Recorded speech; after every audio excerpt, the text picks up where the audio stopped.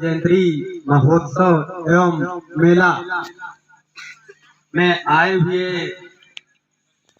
मंचासीन सभी सम्मानित गण एवं यहाँ उपस्थित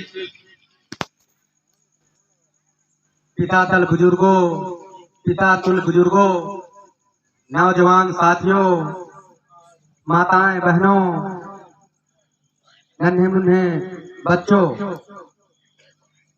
मैं सभी को क्रांतिकारी इस्तकबाल करता हुआ जय भीम जय सरदार पेश करता हूँ। साथियों, अभी आलोक पटेल जी, उन्होंने अपना नाम बदलकर आलोक बौद्ध जी कर लिया। उन्होंने अभी आपको बहुत ही विस्तार से आपको जानकारी दी। उनकी दूसरी पंक्ति में उन्होंने मेरा नंबर लगाया। क्योंकि मेरी लगातार 1 महीने 3 दिन से तबीयत खराब है, तो मैं थोड़ा कम बोलूंगा। बोलते बोलते ज्यादा भी बोल जाऊं तो ऊब मत जाइएगा। साथियों, बार बार वर्ण व्यवस्था की बात अभी आलोक बौद्ध जी कर रहे थे। आप लोग वर्ण व्यवस्था समझ रहे हो क्या है? वर्ण व्यवस्था मतलब इस भारतीय समाज को 4 भागों में बांटा गया। वर्ण व्यवस्था मतलब इस भारतीय समाज को कुछ जातिवादी मानसिकता वाले लोगों ने 4 भागों में बांटा गया। पहला ब्राह्मण, दूसरा क्षत्रिय, तीसरा वैश्य, चौथा शूद्र। तो आप समझ सकते हैं कि आज आपके मसीहा की जयंती है, आज आपके पुरखा की जयंती है, तो इनमें से आखिर किस वर्ग के लोग ना आए होंगे, ये जरूर गौर कर लीजिएगा। पहला मेरा प्रश्न। तो इस वर्ण व्यवस्था के खिलाफ हमारे बहुजन महापुरुषों ने आंदोलन छोड़ा। मैं थोड़ी चर्चा इस बात को आगे बढ़ाऊंगा, क्योंकि जिन महापुरुष की जयंती है उस महापुरुष पर भी थोड़ा चर्चा करनी चाहिए। साथियों, भारत के बिस्मार्क लौह पुरुष सरदार वल्लभ भाई पटेल जी के जीवन परिचय पर अभी बौद्ध जी ने बहुत कुछ विस्तार से आपको जानकारी दी। साथियों, आप समझ रहे हैं, चाहे खेड़ा आंदोलन रहा हो, चाहे खेड़ा संघर्ष रहा हो, चाहे बरदौली का आंदोलन रहा हो, सरदार पटेल जी ने लड़ाई लड़ी। किसानी का काम करता है तो आप जानते होंगे मेहनत का और किसानी का काम इस समय वर्ण व्यवस्था के अनुसार से कौन लोग करते हैं, यह बात आप समझ लीजिए। क्योंकि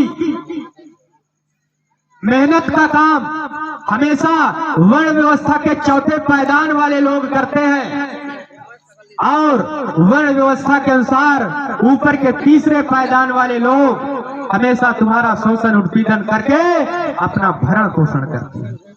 एक व्यक्ति है, वह हमेशा हराम की खाता है, लेकिन वह अपने आप को आपसे श्रेष्ठ बताता है। दूसरा व्यक्ति है, हमेशा ठगी करके खाता है, लेकिन वह आपको आपसे श्रेष्ठ बताता है। तीसरा व्यक्ति है, हमेशा हेरा फेरी करके खाता है, लेकिन वह अपने आप को आपसे श्रेष्ठ बताता है। और जो चौथा वर्ग है, जो चौथा वर्ण है, जो चौथा पायदान में व्यक्ति है, वह मेहनत मजदूरी करके खाता है, लेकिन वह अपने आप में शूद्र है, वह अपने आप में अछूत है, वह आज ओबीसी है, वह आज यादव है, कुर्मी है, कछार है, पटेल है, गड़रिया है, चमार है। न जाने उनको किस किस जातियों में इन लोगों ने बांट कर रख दिया, क्योंकि ये सोच रहे थे कि अगर ये शूद्र रहेंगे तो एक दिन इनके अंदर क्रांति आ जाएगी। इतने में इनको बोध नहीं लगा तो इस शूद्र समाज को 6743 जातियों में बांट दिया और उनमें आपस में भाईचारा को खत्म करके ऊंच नीच जातिवाद की खाई पैदा कर दिया। आज हम शूद्र समाज में भी छोटे बड़े आपस में रहते हैं। आज भी हम लोग शुद्ध समाज में भी चौथे पायदान में भी हम रोटी बेटी का संबंध नहीं कर पाते। एक अगर डोम जात का व्यक्ति है तो उससे हम छुआछूत करते हैं। अगर ऐसी चमार बिरादरी का व्यक्ति है तो उससे छुआछूत करते हैं। गड़रिया है तो उसको समझ लेते हैं कि वो हमें छोटी कास्ट का व्यक्ति है। पटेल है तो ऊपर वाले समझ लेते हैं कि हमसे छोटी कास्ट का व्यक्ति है। ये महापुरुष चाहे डॉक्टर अम्बेडकर रहे हो, चाहे सरदार पटेल जी रहे हो, चाहे मानवर कांसीराम रहे हो, चाहे ललाई सिंह यादव रहे हो, चाहे भी पेरियारी भी रामा स्वामी जी रहे हो, चाहे महात्मा ज्योतिबा राव फुले जी रहे हो। इस प्रकार से बहुत सारे महापुरुषों ने इस आंदोलन को छेड़ा जिसमें आप आज स्वाभिमान से मंच में बैठे हो और आज आप स्वाभिमान से दरी में बैठे हो और मेरे पिता कुल बुजुर्गों आप स्वाभिमान से कुर्सी में बैठे हो।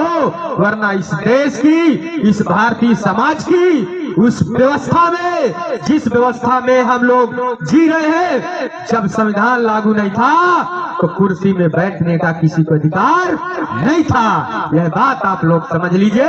यह बात यह आप लोग बताने आए हैं।